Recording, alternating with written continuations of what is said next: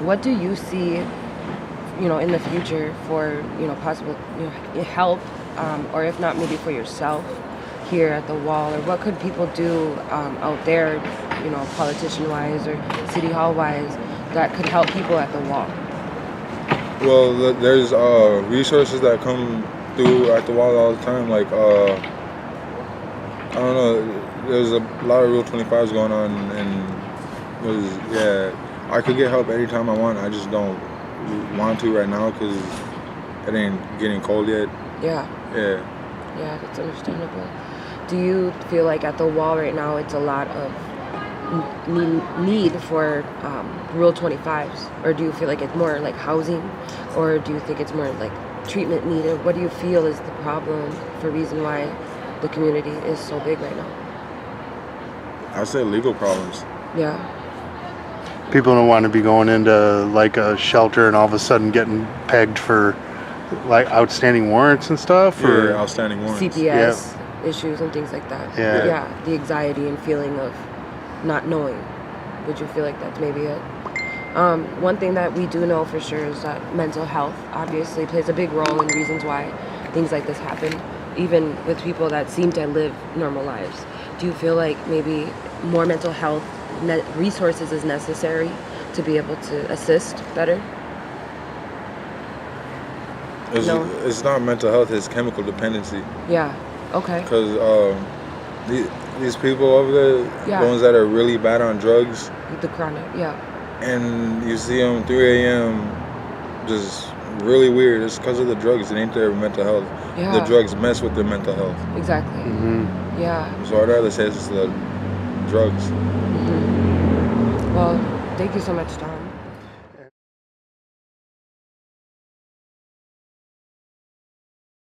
What brought you to the camp? Just like friends and stuff that I already knew from the streets, who I was struggling with pretty much. And then, I don't know, just also resources, kind of. All the people and the attention it was getting. At first I didn't want to, I was kind of nervous. Yeah. I don't like be around a lot of people. Yeah, that's understandable. I ended up coming through. What do you guys feel would be most beneficial to you as the people that we're trying to help here and get back to housing and back in the workforce? I feel like just case management, like for different people, like some people have families, so that's obviously different for them as opposed to like people who need treatment or something like that. Yeah. And I don't know, just probably training, like job training and stuff like that. Yeah. Probably therapy. Do you feel like mental health? Yeah, mental health is what I meant by that. Yeah, no. I mean, do you feel like mental health is a big contributor to reasons why people are there, lack of help for mental health, or do you feel like it's more like chemical dependency, or what do you see? For some, it might just be like hard to get to treatment. I mean, therapy. And then others, it just might be like feeling comfortable with their therapist, and or just maybe for me it was like I was drinking too much or something, and it might be different for someone else. That would kind of like make me procrastinate because I was thinking about my next bottle pretty much. But I'm 6 days sober now, so congratulations! That's wonderful. I started like 9 days ago. I fell off 2 days later, but I came back and got sober. I feel better though. Ever since I got sober, I noticed I've been getting things done. Like got my ID, I got my food stamps on, and I was going without for a long time. And I'm staying in a shelter now. Finally got a shelter, so I've been going there. Yeah. Staying away from everything, kind of triggers. That's one thing too. I stay away from triggers. Yeah. So that's why people there would help. People that are there for you, professionals. Yeah. Could help you, stay on the right track. Like for me, it'd be like mental health. Yeah. And I'm gonna go to an AA meeting on Wednesday. So tomorrow at 7:30. Them doing something for the people there at the camp. What would you see? What is the biggest need for that? Housing, obviously. Yeah. And just kind of like probably the intake process. Mm-hmm. We could, I don't know. We'll just say we can't do everything in one building. up in shelters or like stuff like that. Like kind of like it would be like as if you were in intensive care or something, but more like for like resources and stuff like that. A lot of other stuff comes with it, like hygiene and like clothing and stuff like that, because you gotta, have nice clothes to make good impressions places you go. And I noticed as soon as I started getting better clothes and stuff like that, once I got in the shelter, I started feeling better and wanting to do better. So just having extra things, I guess. So maybe like a place where you have a clothing closet and stuff like that. Or also like the hours it's open has a lot to do with like for me like my success, because like sometimes I'll be tired when I leave like an early shelter, like when they kick you out in the morning. Yeah. I'll be tired during the day and I'll like go sleep somewhere and I'll end up sleeping until 2 or something, like on a park bench or no, I'm just kidding, not really. Or like in the grass or something on a blanket, because homelessness, you carry blankets a lot of the times. And I don't know. Yeah, so if it could be like a all day type thing, of course there'll be rules, whatever. Have a little drop-in area. Who knows, classes for like people who need to go like AA or something. I don't know. Yeah. If I could, if it could be that simple, or it was not simple, but if we could actually have something like that, that would. Sounds like Rooftop Depot. Sounds like something we could create, like a haven to be able to help and actually case management. Yeah, because everyone's already like coming over here to Tent City, like all these people, all these resources are coming here to them. So like, why couldn't we just have a building where stuff like this could happen? Exactly. Yeah. And it could be more turnaround and be able to help better and faster. Right. Ideally. And one of the things that came to my mind was like that tent and like the showers and stuff, all the water. How much money is it costing to do all this? But how much money could we save if we actually had a place where this happened? And maybe sponsors, who knows? Like, who knows? I love it. That's exactly what we need. And I feel like if we had more of that, being able to help, maybe we could actually help other people for once. But thank you so much for your time. Thank you. Do you have any other few things you might want to share? No, not really. Just like I'd love to see things actually happen and pull through, because I'm tired of staying in Simpsons, and I really want my housing. So 'cause privacy for me is one thing too. So Okay. Thank you so much. thank you. My name is Myrna. I'm from Standing Rock. I'm from Standing Rock Sea Tribe in the 48 North Dakota area. Yeah. What brought us here? I came with my family. We've been homeless for almost a month, going on 2 weeks now. Yeah, and prior to that, I went home to South Dakota because I had family. Some family members pass away. Yeah. So I've been down there for almost a year, and then I come back up here. Yeah. And me and my daughter, we take care of 2 handicaps. My husband, he had a stroke in 2004. I'm so And sorry. then my daughter has cerebral palsy. She had it since she was born. Yeah. And we've been struggling. We're having a hard time, And by us coming here, it gave us hope and left faith in our hearts, because we didn't know where we were going to go.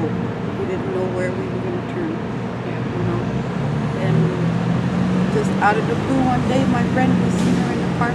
We had seen all these tents up, and people were telling us that they'll give you a tent. About a week before we came, they were telling us, you go over there, they'll give you a tent. Right. But we never came. Instead, the money that we had, we used it for like a hotel, or we bought food for the kids, and whatever they needed. That's where our money for the month went. And we struggled a long time. And me and my daughter have a hard time taking care of 2 handicaps. And and it's hard for us to find a place because we don't meet the criteria that they want. Right. You know what I'm talking about? Gentrification. Oh, yeah. Like Yeah. say you have to have 3 times the rent money. Yeah. Or you got to have the rent money and the deposit. Yeah. You know, Yeah. and we didn't have any of that. So they wouldn't give us nothing. Yeah. They wouldn't help us out with housing. Right. You know, and It's like they want you to live in the home, but then have way more Yeah. than you need. yeah. And in we won't have reality, you nothing. can only meet what rent is plus food, and Right. that's life, not having more than what you need excessively and then being here. Yeah. Yeah, that makes sense. And then us not having any money left over to buy food or anything, you know. If we Yeah. used up all our money, say like me and my husband, he gets SSI and he gets Social Security. Right, And the first check we use on him, the second check we use on the rent. right. But it's started getting into the first check. So when we put the checks together, we'll never had anything left over to buy food or anything that we needed Yeah. Right. for the kids. So, you know, things like that. So, you know, it was hard for us. So now that we're here, they helped us find a home. And we should be moving in within a couple of days or within a week. Oh my God, congratulations! Yeah. That was Cool. fast. Yes! Really fast. But it was a blessing, you know, because I believe in the Lord. Yeah. And I know the Lord's going to help every one of these people around here, you know, because I have feelings for them too. Yeah. You know, I've been It's a one of community. them. Yeah, I've been homeless before. You know, many years, part of my life I've been homeless. I've been going in and out, different places to live, you know. And that's hard, you know. And What, I'm so sorry to interrupt you, but what resource helped you to be able to find the housing? Or if you could just tell us a little bit more about that. Well, we worked with the Women's Resource Center. Yep. We worked with them and they helped us. And then we went to, yesterday, I filled out for the housing Yeah. application. And then today, I think it was, today's what, Monday, Tuesday? Yesterday, my daughter finished her paperwork and then all of a sudden, whoosh, they told us that we had a home. Bro, Yeah. congratulations. Awesome. That was awesome, really. Me and my daughter, she started crying, and then my other daughter that's got cerebral palsy was crying, and where was I at? How come I didn't cry? I'm so happy for you. Yes, congratulations. That's good. That's probably going to come when you move in and you're settled. You'll be Yes. like, whew, ah. I know. Oh my God, Yeah, you that deserve was it so really much. good. Yes. One thing I wanted to say because, you know, I'm so happy for you guys and your family. And for me, what I wanted to know is what can we do to be able to help the other people? And Continue looking for resources for these people. yeah, You know, if I had a big mansion, I'd take anybody in. exactly. You know, just to get them off the street or give them a place to sleep, because that's what they done for me. You know, and I want to reach out and help somebody too. And it's funny you mentioned like a big mansion because we're targeting an area called Rooftop Depot. And Rooftop Depot is like a space where we could actually possibly even do case managing, help, you know, see what type of assistance is needed and where it is needed with the people. And that's kind of what we're here today, is trying to show that that's what the people need, is an area, a space, a living, this huge mansion type area, so we can be a community and help each other and get those resources. Well, I think you guys are doing something really good. I really believe you guys are doing something good, because from your hearts, you know, you gotta have that heart, because if you don't have a heart, then you don't have nothing. Yeah. You know what I mean? And the way my mom grew when I was growing up, my mom used to always tell us, you know, don't leave anybody behind. Never leave anybody behind. And I feel for these people here. I got my family here. Some of my family are here, and they're being helped. Yep. And I praise them, you know. I praise the Lord, you know, because He's reaching out to everybody. And the resources would be really, really something that these people would need. Yeah. To continue to reach out and get these resources for these people. Yep. You know. Because the money is out there. The money's out there. The money's there. It's there, yeah. It's you're just right. people saying yes. It's just, you gotta be more, you know, out there getting much, you know, for the people that are still out here, because there's a lot of them out here. Yeah. This is just Yeah. the top. You know? These are the people that want to be. Yeah, these are the people that want help. Yeah. But there's still out there, a lot of people out there that don't know that this camp is here. Yeah. There's a lot of people out there that don't know that they can come and eat here and sleep. You know? And then when I walk around, sometimes I see all these people sleeping underneath bridges and, you know, and stuff like that. They don't need to be like that. I feel for them, I really do. And sometimes I cry because here I am reaching out to having my kids, got to take care of my kids. My kids come first, you know. And then whoever comes around, you know, that's what I help take care of people too. Yeah. I have my mom, I was telling you I got my mom's help. So It's the native way. it's the only thing. It's the human way. Survival. Survival. I consider myself as a survivor because I've been there. I hit rock bottom and I picked myself back up. And how many times I've done that, I lost count. But I'm still struggling. Just the matters you came back. Yeah, that's all that matters is you. Yeah. And I got my family with me. We may have not had a home, but that love is still around me. And that's something. Oh, yeah, okay. One thing that I want to leave at the end of this is if you could say one thing to the politicians to mention that feeling of having a home and mansion feeling, so if we can actually case manage and help these people that want help, what would you leave them with, or what could you tell them that could maybe change their mind and maybe be less hesitant to let us be able to have that space to help people and not leave anybody behind? Well, I would say, you know, they need it. They need the help. They really do. And I don't like to see anybody laying out on the street like this. Like in that bathroom over there, there's pillows and blankets in that bathroom. Yeah, the bathroom. People don't need to sleep in bathrooms. Yeah. When I went this morning, I could see a pillow off to the side, and I was like, my heart hurted. Speak up. Oh, my heart hurted. Yeah. I'm sorry. I'm sorry. No, That's it's all right. okay. I didn't want But to. it I don't know, it makes me feel like a knot right here in my, Yeah, it Yeah. does. Every day. every day. Every day. When I come out of that tent, I can feel the tension, you know. But I hope these people can come and help. Even me and my family, you know, continue to help us so we can grow and find our own places and call our own or something our own. Yeah. I don't know if I'm doing this right, but You did perfect. Sounds like you're doing pretty good. I feel in my heart that something needs to be done to take these people off the street, Yeah. you know. Yeah. Leave them behind like Not in Minnesota cold. Oh, Yeah. because yeah. winter is coming.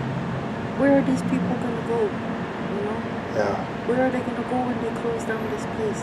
Because they only gave us a month. Right now they're thinking that we're going to go to 2600 Minnehaha, which is a big field, an open area. And they're denying us area or access to the rooftop depot, which would be a nicer, you know, possible with a rooftop and a area like mansion feeling so we can case manage and help faster. So that's what we're fighting for right now is we don't want a huge field where it's open in the middle of more, you know, traffic. We need somewhere now safe and Right. secure case roof. managing, a roof. A roof A over roof. everybody's head, Yes. you know? Why not? Well, thank you so much. I wish they would continue to get resources. That's the main thing is the resources for the people. A lot of them don't have that out there. They don't have that booklet That pamphlet, that Yeah. orange pamphlet, yeah. the hood or handbook for resources. Yeah. Some of them don't have that. Yeah. And they're not aware They of don't know. it. Yeah. Because look at everybody. There's a lot of people there. you Yeah. know, but there's still more out there. I know I can feel them. In my heart, I can feel them. You know, there's some of them out there that are crying. I've seen kids cry for being hungry. You know, and the place that they're gonna give you guys, they should give it to you guys without no hesitation. You know what I mean? Yeah. 'Cause this For the is what kids. we need for the kids. So that Mainly they can for be the better. kids, for elders, for handicaps, you know, for anybody, for everybody in the community should come together and help provide for these people that need help. You know? So what you guys are doing, I praise you guys. It's good. We're doing it for you guys. Like you said, no one gets left behind. This is not right. Yeah. It's not Don't right. leave relatives behind, man. No, That's what my mom used to always tell us, don't leave anybody behind. nobody. Doesn't matter where you're from. If you're human, you don't get left behind. Animal, nobody. Don't make a difference what kind of nationality you are, No. whatever color you are. Yeah. It shouldn't be that way. No. It should be all in one. If you're because- alive, Yeah. nobody gets left behind. The Lord, we only got one Lord. And the Lord showed that love from different colors, you know what I mean?